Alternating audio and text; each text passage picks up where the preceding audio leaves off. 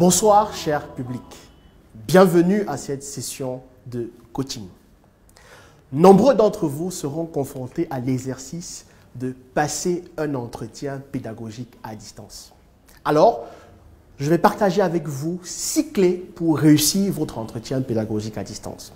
La première clé repose sur la tenue et l'infrastructure matérielle. Ce n'est pas parce qu'on parle d'entretien à distance que vous n'allez pas y aller avec toute la rigueur possible. C'est important que votre tenue reflète le métier que vous voulez faire plus tard. Assurez-vous d'être habillé confortablement. Sur le point de vue matériel, vérifiez que vous avez une bonne caméra et que votre micro fonctionne, sans oublier que vous avez une bonne connexion Internet et que vous êtes dans un environnement calme pour être en mesure de passer votre entretien dans des bonnes conditions. La deuxième clé repose sur comment se présenter. C'est un exercice très important et qui donne le ton de votre entretien. 3 astuces vous permettent de pouvoir réussir cette étape-là. Présentez votre situation actuelle. Quel est votre âge? Qu'est-ce que vous avez fait comme études? Vos influences en termes d'activités ou de personnes qui vous inspirent. Votre projection métier, ressortir brièvement le métier que vous voulez faire plus tard, ainsi que la formation que vous voulez choisir dans l'université qui vous intéresse. La deuxième clé, c'est le choix de l'école. Toutes les universités ont quelque chose de particulier. Je vous invite à aller regarder leur chaîne Instagram, YouTube, pour avoir le maximum d'éléments sur les classements, les accréditations des écoles, la vie associative, la façon dont sera organisée la proximité que les étudiants ont avec le marché de l'emploi. La troisième clé, c'est votre projet professionnel.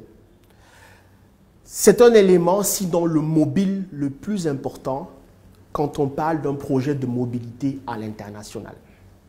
Il faut bien faire attention de pouvoir choisir un projet qui épouse au mieux vos passions, vos centres d'intérêt et un projet global et pouvoir positionner le parcours que vous allez faire au sein de l'école avec vos projections métiers et le rêve que vous voulez réaliser, sans oublier les entreprises qui vous intéressent. Est-ce que vous êtes plutôt orienté salariat ou entrepreneuriat? Sinon, voilà, vous mettre à votre propre compte et pouvoir créer de la valeur.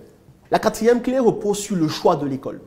Toutes les écoles se valent, mais il est vraiment très important d'être en mesure de choisir une école en fonction de ce qui la distingue des autres caractéristiques et autres. La cinquième clé repose sur pourquoi vous et pas un autre candidat.